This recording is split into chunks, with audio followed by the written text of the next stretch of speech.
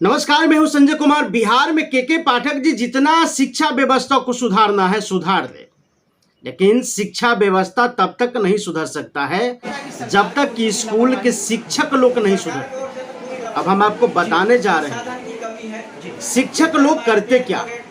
अब शिक्षक लोगों का जो हकीकत है वो हम आपको दिखाना चाहेंगे, लेकिन इससे पहले हम आपको कल की बात बता रहे हैं। कल जो है सीतामढ़ी से हम अपने ऑफिस से घर लौट रहे और करीब समय हो रहा था 9:30 और 10 बजे के बीच। जब हमने डुमरा की रास्ते जब अपने घर की ओर आ रहे थे, उसी रास्ते में जो है बबलू मुखिया जी का पंचायत भवन पड़ता है। उसी पंचायत भवन में जो है कल जो है स्वतंत्रता दिवस की लोग जश्न मना रहे थे। मुखिया जी जो है अपने पंचायत भवन में प्रोग्राम किए। उस प्रोग्राम में भी हम लोग रुके, उस प्रोग्राम का भी अटेंड किए। उसके बाद जो है मुखिया जी ने कहा कि आप हमारे स्कूल में चलिए, कुछ शिक्षक लोगों से सवाल कीजिए कि किस व्यवस्था में जो है जी रहे हैं, किस व्यवस्था में जो है स्कूल के रखे हुए हैं, कैसे वहाँ के बच्चे जो है पढ़ रहे हैं। हमने वो उस स्कूल में आया और देखा।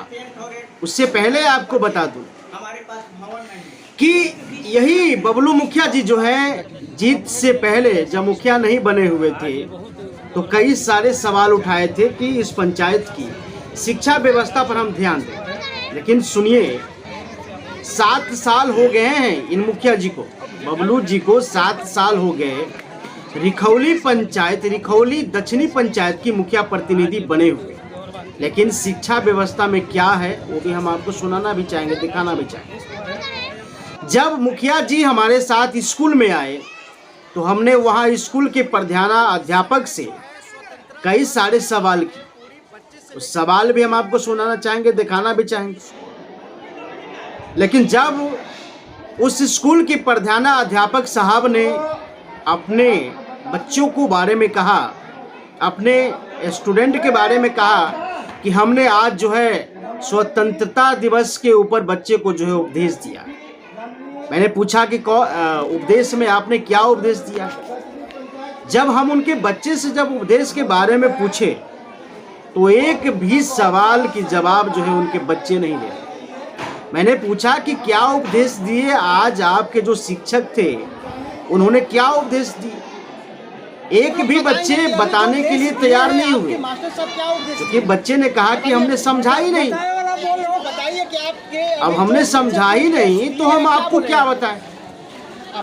अब शिक्षा व्यवस्था को देख लीजिए। ये जो आप देख रहे हैं, जिससे हम बात कर रहे हैं, ये इसी स्कूल की प्रिंसिपल साहब है। और ये जो स्कूल है 1 क्लास से लेकर के 12th तक है स्कूल है। और ये जो है 10th क्लास की बच्चे ही नहीं बता रहे हैं कि क्या उपदेश था। हालांकि जितने सारे सवाल हमने पूछा, उन सारे सवालों के ऊपर जो है उन वहाँ के ग्रामीण का जो है कहना है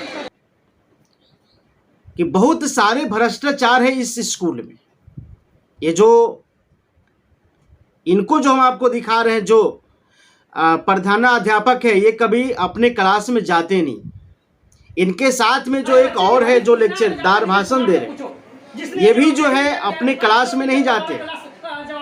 और ये सारे मेजरमेंट जो है प्रधानाध्यापक साहब का, सारे मेजरमेंट ये करते हैं। जब हमने प्रधानाध्यापक से बात किया और कहा तो उन्होंने सीधा कहा कि इनसे सवाल कीजिए, इनसे पूछिए। और ये जो शिक्षक हैं, इनके बारे में जो सूत्रों से जानकारी मिला है वो भी हम आपको बताना चाहेंगे कि ये जो है सरकार के ऊपर सवाल खड़े कर रहे हैं। लेकिन पता है आपको ये करते क्या है, ये महोदय, ये शिक्षक करते क्या है। अब ये शिक्षक से और इनके प्रिंसिपल साहब के दोनों का जो है मिली भगत है। और मिड डे मील के जो खाना बनता है, मिड डे मील में जो करप्शन होता है, इन दोनों के मिली भगत से करप्शन है। मुझे तो वहाँ के शिक्षकों ने बताया, वहाँ के और भी शिक्षकों ने बताया कि इस प्रकार की मामला है कि मिड डे मील में जो है जहाँ पर 200 बच्चे आते हैं तो रजिस्टर मेंटेनेंस किए जाते हैं 350 बच्चे के। 400 बच्चे की मेंटेनेंस की जाती है। जब 100 बच्चे आते हैं तो 200 बच्चे की मेंटेनेंस किया जाता है रजिस्टर में कि 200 बच्चे आज खाना खाए। जब 200 बच्चे खाना खाए तो उसको बढ़ाया जाता है कि 350 बच्चे खाना खाए। और ये दोनों शिक्षक मिलकर के, प्रिंसिपल साहब और ये शिक्षक दोनों मिलकर के जो है इतनी भ्रष्टाचारी करते हैं यहाँ पर। और जो भी स्कूल की जो आवंटन आता है वो इनके पत्नी के नाम से। ऐसा सरकार की जो है सिस्टम है, प्रावधान है कि जो टीचर है उनके घर के एक भी सदस्य नहीं होना चाहिए, लेकिन इनके पत्नी के नाम से आवंटन आता है। स्कूल के जो मिड डे मील का जो व्यवस्था आता है वो इनके पत्नी के नाम से आता है। ये बात इतने ही नहीं रुकता है, हम आपको और भी दिखाएंगे। कई सारे सवाल है और कई सारे एपिसोड हम आपको इस पर देंगे बना करके कि कैसे इस स्कूल में भ्रष्टाचार